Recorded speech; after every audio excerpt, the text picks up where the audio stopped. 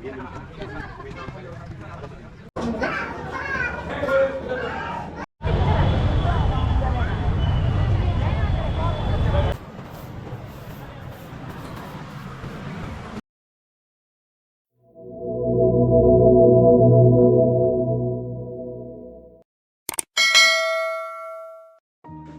Back viewers. இது டே 4 இன் ராஜஸ்தான். நாம் இப்போ ராஜஸ்தான் மாநிலத்தில் ஜோத்பூர் மாவட்டத்தில் இருக்கோங்க. போன வீடியோவில் நான் உங்களுக்கு மெஹரங்கர் ஃபோர்ட்டை ஃபுல்லாக சுற்றி காட்டிட்டு அது போக ஜோத்பூரில் இருக்கிற அந்த ப்ளூ காரிடாரான வீடுகளையும் சுற்றி காட்டியிருந்தேன். அந்த வீடியோ பார்க்காதவங்க மறக்காமல் அந்த வீடியோ போய் பாருங்கள். அந்த வீடியோட கண்டினியூஷன் தாங்க இது பார்ட் 2 ஆஃப் ஜோத்பூர் இன் ராஜஸ்தான். போன வீடியோவில் நான் கடைசியாக மெஹரங்கர் ஃபோர்ட்லேருந்து வண்டி எடுத்துகிட்டு கிளம்புனாங்க. அங்கேருந்து நான் அடுத்து போக போகிற இடம் ஜஸ்வந்த் தடா. இது மெஹரங்கர் ஃபோர்ட் போகிற வழியில் தான் இருக்குது. போகிற வழியில் இங்கே ஜோத்பூர் ஆண்ட மகாராஜா ராவ் ஜோதாவோட பெரிய சிலை இங்கே நடுவில் உங்களுக்கு இருக்குங்க. அதை தாண்டி தான் நீங்கள் ஜஸ்வந்த் தடாவை ரீச் பண்ணணும். பார்க்கிங்கில் வண்டியை போட்டுட்டு ஒரு 60 ரூபா டிக்கெட்டை கொடுத்து உள்ளே வந்தாலுமே நீ இந்த படி மேலே ஏறி போனால் இங்கே தான் உங்களுக்கு ஜஸ்வந்த் தடா இருக்குது. ஜஸ்வந்த் தடா அப்படிங்கிறது பேசிக்காக ஒரு கல்லறை. ஜோத்பூர் ஆண்ட மகாராஜா சர்தார் சிங் அவரோட தந்தை 2வது ஜஸ்வந்த் சிங்கோட நினைவாக கட்டின கல்லறை தாங்க இந்த ஜஸ்வந்த் தடா. ராஜாவோட கல்லறைன்னா என்ன சும்மாவா இருக்கும்? ஒரு டூரிஸ்ட் ஸ்பாட்டாக ஆக்குற அளவுக்கு இதோட பிரம்மாண்டம் இருக்குங்க. முழுக்க முழுக்க மார்பிள்லே கட்டின ஒரு நினைவு மண்டபம் தாங்க இந்த ஜஸ்வந்த் தடா.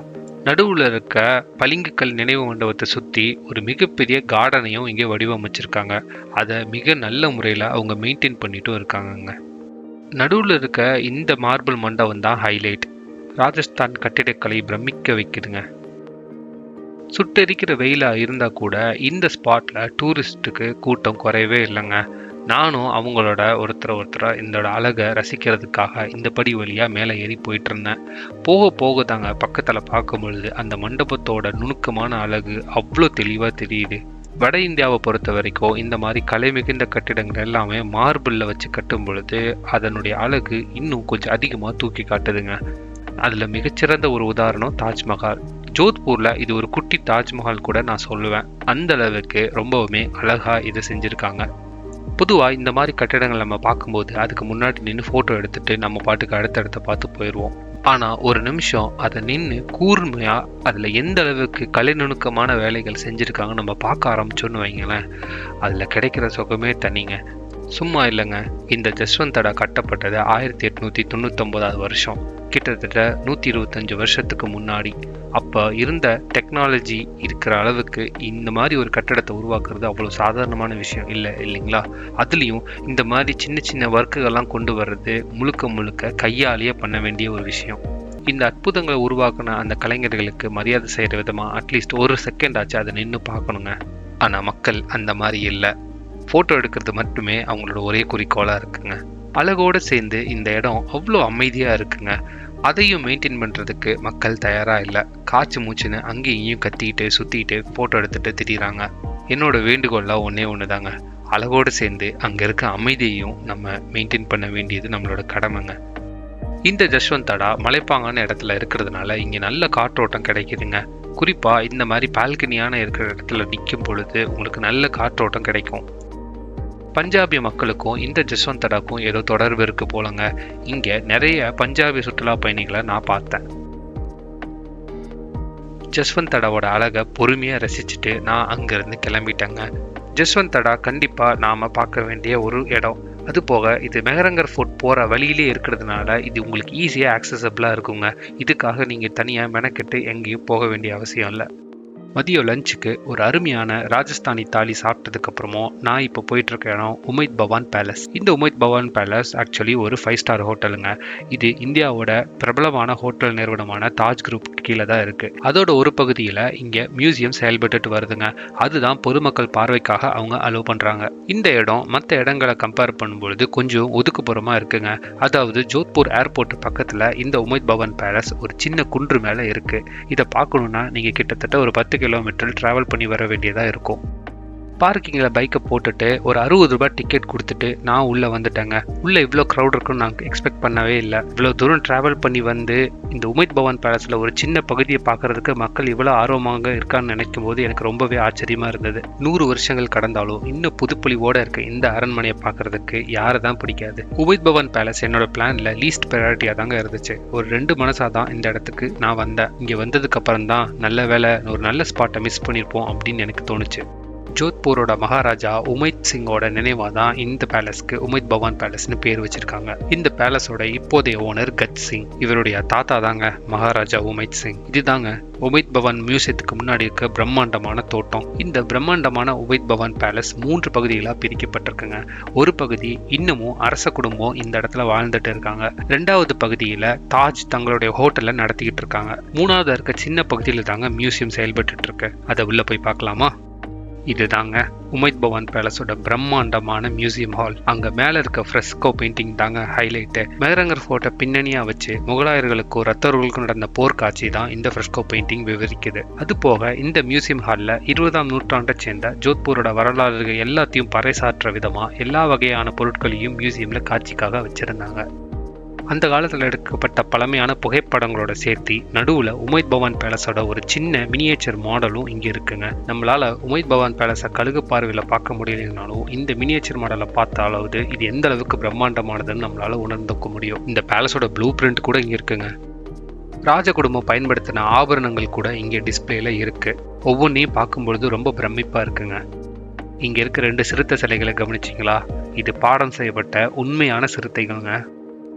இங்க இருக்க ஒவ்வொரு பொருட்களையும் பார்க்கும் பொழுது நம்ம சும்மா பேச்சு வாக்கில் ஒன்று சொல்லுவோம்ல, ராஜா மாதிரி வாழ்ந்தாண்டா அப்படின்னு. அதோட உண்மையான அர்த்தம் என்னன்னு இப்பதாங்க புரியுது. ஒவ்வொரு பொருளையும் அப்படி ஒரு கலை நிறுத்தி அது எந்த அளவுக்கு சாதாரண பொருட்கள்ல இருந்து வித்தியாசப்படுது அப்படின்றத நீங்க நேர்ல பார்த்து தெரிஞ்சுக்கணுங்க.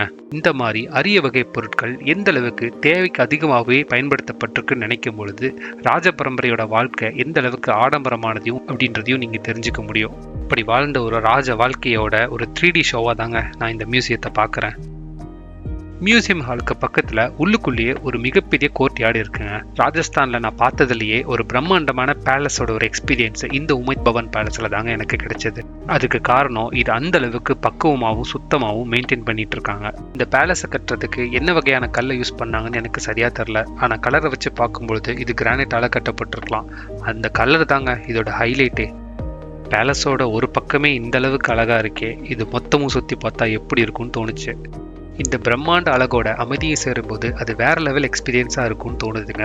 ஆனா இங்க வந்திருக்கவங்க தான் அதை அலோவ் பண்ணவே இல்லை. சந்தக்கடை மாதிரி ஒரே சத்தவங்க. எல்லாம் அவங்க கூட்டிட்டு வந்திருக்க குழந்தைங்களால வர்றது. ப்ளீஸ் மக்களே இப்படி பண்ணாதீங்க. அதுக்காக யாரும் இங்க வரக்கூடாது அப்படின்றது என்னோட எண்ணம் இல்லை. இந்த மாதிரி இடங்களை எல்லாருமே கண்டிப்பா பார்க்கணுங்க. ஆனா பொதுவெளிக்குன்னு ஒரு நாகரிகம் இருக்குல்லங்க, அதை நம்ம பாதுகாக்க வேண்டியது நம்ம எல்லாத்தோட கடமையும் கூட. ஒரு சில பேருக்கு சத்தமா இருந்தா பிடிக்கும், ஆனா ஒரு சில பேருக்கு அமைதியா இருக்கிறது பிடிக்கும். சத்தத்தை சகிச்சுக்க முடியாதுங்க, ஆனா அமைதியை சகிச்சுக்கலாம். உண்மையாவே இந்த மாதிரி இடங்களை அமைதியான சூழலை ரசிச்சு பாருங்களேன். அதுல கிடைக்கிற அனுபவமே வேற லெவல்ல இருக்கும். ஒரு தியானம் பண்ண மாதிரி. இது என்னோட அனுபவத்தை நான் சொல்றதுங்க, என்னோட தனிப்பட்ட கருத்து தான். உங்கள யாருக்கு அமைதியா இருக்கிறது பிடிக்கும் அப்படின்றத மறக்காம கமெண்ட்ல சொல்லுங்க. நான் சொல்றது சரின்னு பட்டுச்சுன்னா நீங்க போற இடங்கள்ல முடிஞ்ச வரைக்கும் அமைதியை கடைபிடிங்க. இந்த கருத்தை நான் சொல்லிட்டு இருக்கும் போதே உமைத் பவன் பேலஸ் மியூசியம் டூரை முடிச்சுட்டு வெளியே வந்துட்டேங்க. மியூசியமுக்காக ஒதுக்கப்பட்டிருக்க அந்த இடத்தோட கடைசியில போய் நின்று உமைத் பவன் பேலஸோட மற்ற பகுதிகளை அப்படியே சுத்தி ஒரு தடவை பார்த்தங்க. எவ்வளோ அழகு அந்த தோட்டத்தோட சேர்ந்து. மியூசியம் டூரை முடிச்சுட்டு தோட்டத்துக்கு எதிர்பக்கமா வந்தோம்னா ராஜ குடும்பம் பயன்படுத்தின கார்களுக்காகவே தனி மியூசியம் வச்சிருக்காங்க. அந்த காலத்துல பயன்படுத்தப்பட்ட பல அரிய வகை கார்கள் உங்களுக்கு இங்க டிஸ்பிளேல இருக்கு. இங்க குறிப்பிடத்தக்க ஒரு பிராண்ட் ரோல்ஸ் ராய்ஸ். ஆமாங்க, அரிய வகை ரோல்ஸ் ராய்ஸ் கார்கள் 3க்கும் மேற்பட்ட மாடல்ல நான் இங்க பார்த்தேன். கார் மியூசியத்தை வேகமாக முடிச்சுட்டு திரும்பி பார்க்கும் பொழுது எனக்கு அற்புதமான ஒரு காட்சி காத்துட்டு இருந்ததுங்க. ஆமாங்க, மாலை வேளையில உமைத் பவான் பேலஸோட ஒரு அற்புதமான வியூ. இந்த உமைத் பவான் பேலஸ் ஒரு சின்ன மலை மேல இருக்கிறதுனால உங்களுக்கு இங்கிருந்து ஜோத்பூரோட ஒரு நல்ல வியூ கிடைக்குங்க. மியூசியம் டூர் முடிஞ்சதுங்க. நான் அங்கிருந்து கிளம்பிட்டேன். உமைத் பவன் பேலஸ் க்ளோஸ் பண்ற டைமும் ஆயிடுச்சு. அதுக்கப்புறம் அங்க வர்றவங்க யாரையும் அவங்க அலோவ் பண்ணல. மாலை வேளையில இந்த உமைத் பவன் பேலஸ்ல டைம் ஸ்பெண்ட் பண்ணது எனக்கு ரொம்பவுமே திருப்தியா இருந்ததுங்க. உங்களுக்கு ஜோத்பூர்ல டைம் இருந்தா நீங்களும் மறக்காம இதை ட்ரை பண்ணி பார்க்கலாம். Umaid Pawan பேலஸோட closing time 5:30 மணிங்க. ஒரு 1 மணி நேரமாவது நீங்க இங்க டைம் ஸ்பெண்ட் பண்ற மாதிரி பிளான் பண்ணிட்டு வாங்க. அதுக்காக நீங்க 4 மணிக்கெல்லாம் வந்தா கரெக்டா இருக்கும். இந்த உமித் பவன் பேலஸ் மேரங்கர் ஃபோர்ட்லேருந்து ஒரு 10 கிலோமீட்டர் தொலைவில் இருக்கிறதுனால நீங்கள் ட்ராவலிங் டைமையும் கணக்கில் வச்சுக்கணும். உமித் பவன் பேலஸோட அழகோட சேர்ந்து இந்த போகிற வழியில் இருக்கிற அழகும் என்னை ரொம்பவே இம்ப்ரெஸ் பண்ணிச்சுங்க. ஒரு ரிலாக்ஸான ஒரு அமைதியான ரைடாக இருந்துச்சுங்க எனக்கு. நீங்கள் சிங்கிளாவோ இல்லை 2 பேராவோ வந்தால் மறக்காமல் பைக்கவே எடுத்து ட்ரை பண்ணுங்க. உண்மையிலேயே ஜோத்பூர் தெருக்கல்ல வண்டி ஓட்டுறது ஒரு டிஃப்ரெண்ட்டான எக்ஸ்பீரியன்ஸாக இருந்துச்சுங்க. இங்கேயே இருந்துடலாம் தான் மனசு தோணுச்சு. ஆனால் எனக்கு டைம் இல்லைங்க. என்னோட கடைசி ஸ்பாட்டை கவர் பண்ணிட்டு நான் ஜோத்பூர்லேருந்து கிளம்பணும். டயர்டோட தத்தி கடைசியாக நான் பார்க்க வேண்டிய ஸ்பாட்டான தூர்ஜிக்கு சல்ரா பாவடி வந்து சேர்ந்துட்டேன். என்னடா உளறன்னு பார்க்குறீங்களா? அதுதாங்க இந்த இடத்தோட பேர். பாவடி அப்படின்னா படி வச்ச கிணறு அப்படின்னு பேரு. ராஜஸ்தான்ல தான் நீங்க இந்த மாதிரி ஸ்டெப் வெல்ஸை பார்க்க முடியும். இந்த மாதிரி நிறைய பகுதிகளில் இருக்குங்க. அதுல ஒண்ணுதான் இந்த ஜோத்பூர்ல இருக்க தூர்ஜி கி சல்ரா பாவடி. ஆக்சுவலா இதை நான் காலையில் மெஹரங்கர் ஃபோர்ட் போறதுக்கு முன்னாடியே பார்த்துட்டு போயிட்டேங்க. வெயில் தாங்க முடியல. அதனால சாயந்தர நேரம் ஒரு தடவை திரும்ப வந்து பார்க்கலான்னு சொல்லிட்டு மெஹரங்கர் ஃபோர்ட்டை நோக்கி கிளம்பிட்டேன். இந்த குளத்துல எவ்வளோ மீன் இருக்குன்னு பார்த்தீங்களா? ஆச்சரியமான விஷயங்க. இந்த மீனை யாரும் பிடிக்கிற மாதிரி நான் பார்க்கல. நான் போனப்போ அங்கே இருக்கவங்ககிட்ட விசாரிச்ச வரைக்கும் இந்த குளத்தோட தண்ணி அளவு ஓரளவுக்கு தான் இருக்குன்னு சொன்னாங்க. மழை காலத்தில் தண்ணி மட்டும் மேலே விளிம்பு வரைக்கும் இருக்குன்னு சொல்லிக்கிட்டாங்க. சாயங்காலம் திரும்பவும் ஒரு தடவை இந்த தூர்ஜி சல்ரா பாவடி வந்தாங்க. காலையில் பார்த்ததை விட உண்மையிலேயே சாயங்காலம் ரொம்பவே ரிலாக்ஸிங்காக இந்த இடம் இருந்துச்சு. எனக்கு மட்டும் இல்லைங்க, இந்த பகுதியில் இருக்க எல்லா மக்களுக்குமே சாயங்கால நேரம் ஒரு பெஸ்ட் ரிலாக்ஸேஷன் பார்ட்டாக இந்த இடம் இருக்குன்னு நினைக்கிறேன். எல்லாரும் கையில் டீயோட அந்த படிக்கட்டில் வந்து உட்காந்துருந்தாங்க. எனக்கு அந்த ஸ்பாட்லேயே தோணுச்சுங்க, கண்டிப்பாக ஜோத்பூரை விட்டு போகும்பொழுது இந்த மாதிரி இடங்கள்லாம் ரொம்பவே மிஸ் பண்ணுவேன். அப்போ தோணுச்சுங்க, கோயம்புத்தூரில் என் வீட்டு பக்கத்தில் இந்த மாதிரி இடமெல்லாம் இல்லையே அப்படின்னு ஒரே வருத்தமாக இருந்துச்சு. அழகான ஒரு இடம் இருந்தா அதை நம்ம மக்கள் விட்டுருவாங்களா என்ன? படிகள் பூரா பீடா வயன்களோட வாய் வண்ணம். அப்படியே ரிலாக்ஸாக உட்காரலான்னு நினச்சா கூட ஒரே அருவருப்பாக இருக்குங்க இந்த இடத்துல உட்கார. பத்தாததுக்கு குப்பைங்க வேற. சட்டுன்னு ஒரு எண்ணங்க, பக்கத்தில் தானே கண்டாகர் மார்க்கெட் இருக்கு, அதை நைட் டைம் வியூவில் பார்த்தா எப்படி இருக்கும்னு தோணுச்சு. அப்படியே நடந்து வந்து பார்த்தா என் எண்ணம் சரிதான் அப்படின்னு தோணுச்சுங்க. சர்தார் மார்க்கெட்டு ராத்திரி நேரம் ஜக ஜோதியா இருக்கு. பத்தாததுக்கு இன்னும் கொஞ்ச நாளா தீபாவளி வேறையா, கேட்கவா வேணும். மக்கள் எல்லாம் ஒரே நேரத்துல ஒன்று கூட்டிட்டாங்க. இரவு விளக்கு வெளிச்சத்துல அந்த மணிக்கூண்டு கட்டடம் அவ்வளோ அழகா இருந்துச்சுங்க. பார்த்துக்கிட்டே இருக்கலாம் போல இருந்தது. சரி, சாயந்தரம் டீ குடிக்கலையே அப்படின்னு சொல்லி டீ கடையை தேட ஆரம்பிச்சாங்க. ஒரு அரை மணி நேரம் தேடலுக்கு அப்புறம் தாங்க என்னால் டீ கடையை கண்டுபிடிக்க முடிஞ்சது. ராஜஸ்தானில் இந்த 4 நாள் நான் எக்ஸ்பீரியன்ஸ் பண்ணது இதுதாங்க. டீ கடை மட்டும் தேடும்போது கிடைக்கிறதே இல்லை. பத்தாததுக்கு இந்த மார்க்கெட்டில் இருக்க ஜகத் ஜோதியான கூட்டம் லைட்டாக காண்ட கலப்புற மாதிரி தாங்க இருந்துச்சு. இட்ஸ் ஓகே, இதெல்லாம் பார்ட் ஆஃப் லைஃப். தெருவில் இருக்க குப்பையை சக் பண்ணி எடுக்கிற மிஷினுங்க. எனக்கு ட்ரெயினுக்கு நிறையவே டைம் இருந்ததுனால மறுபடியும் சல்ரா பாவடிக்கே வந்து உட்காந்துட்டேன். ஜோத்பூர்லேருந்து கிளம்புனதுக்கு அப்புறம் வருத்தப்படக்கூடாது அப்படின்றதுக்காக மனசில் ஆசை தீர்ற வரைக்கும் இந்த படிக்கட்டிலேயே உட்காந்துருந்தாங்க. மாதம் விசேஷ நாள்களில் இந்த ஜல்ரா பாவடி ஃபுல்லாகவே விளக்கேற்றி வச்சுருப்பாங்களாமாங்க. நான் அன்லக்கி அதை பார்க்க முடியாமல் போச்சு. மேல் மாடத்து மேலே நின்று இந்த குளத்தை ஒரு தடவை ஃபுல்லாக பார்த்துக்கணும்னு நினச்சி அங்கே நின்று வேடிக்கை பார்த்துட்டு இருந்தாங்க. மழை காலத்தில் கண்டிப்பாக ஒரு தடவை விசிட் பண்ணி இந்த குளம் நிறைஞ்சிருக்கிறத பார்க்கணுன்னு எனக்கு ஆசையாக இருந்துச்சு. கண்டிப்பாக இந்த இடத்த பார்க்கறதுக்காகவே ஒரு தடவை ஜோத்பூர் விசிட் பண்ணணுங்க. கண்டிப்பாக ஒரு தடவை வருவேன். இன்னொரு விஷயம் நான் இங்கே நோட் பண்ணது, இந்த இடத்த சுற்றி நிறைய ரூஃப் டாப் ரெஸ்டாரண்ட்ஸ் இருந்ததுங்க. எனக்கு டைம் இல்லை, அதனால ட்ரை பண்ண முடியல. நீங்கள் வேணால் ட்ரை பண்ணி பாருங்கள். பைக்கை அவங்ககிட்ட பத்திரமா ஒப்படைச்சதுக்கு அப்புறம் நான் ரயில்வே ஸ்டேஷனுக்கு நடந்தே வந்து சேர்ந்துட்டேங்க. கிளாக் ரூம்ல இருந்த என்னோட லக்கேஜை எடுத்துட்டு என்னோட ட்ரெயின் எந்த பிளாட்ஃபார்ம்ல நிற்குதுன்றதையும் பார்த்துட்டு நான் பிளாட்ஃபார்ம் நோக்கி நடக்க ஆரம்பிச்சிட்டேன். ஜோத்பூரில் எனக்கு காலையிலேருந்தே அலைச்சல் தாங்க. ஆனால் நைட் நேரம் எனக்கு கொஞ்சம் கூட டயர்ட் தெரியவே இல்லை. ஜோத்பூரோட வைப் அந்த மாதிரி. ஒரு 5 நிமிஷம் டிலேயில் சரியா 9:25க்கு ரூனிச்சா எக்ஸ்பிரஸ் பிளாட்ஃபார்ம் நம்பர் 3ல வந்து சேர்ந்துச்சுங்க. இந்த ட்ரெயினில் தான் நான் ஜோத்பூரை விட்டு கிளம்ப போகிறேன்.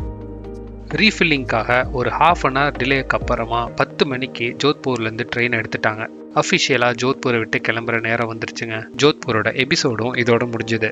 ஜோத்பூரில் எனக்கு ஒரு ஃபேபுலஸான எக்ஸ்பீரியன்ஸ் கிடைச்சது. கண்டிப்பாக ராஜஸ்தானில் விசிட் பண்ண வேண்டிய ஒரு சிட்டிங்க.